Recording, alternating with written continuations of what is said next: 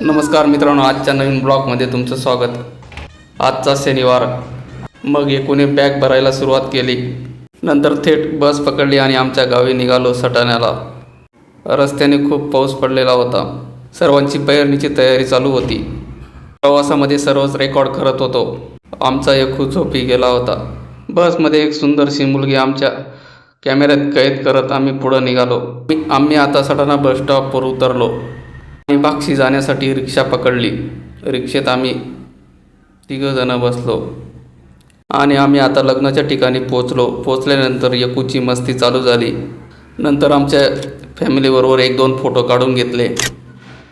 नंतर पुन्हा एकूची मस्ती चालू झाली। तिथं खेळणे असल्यामुळं तिथं तो खेळत बसला।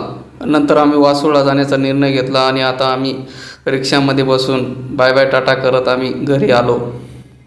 घरी आल्यावर एकूची मस्ती थांबेना।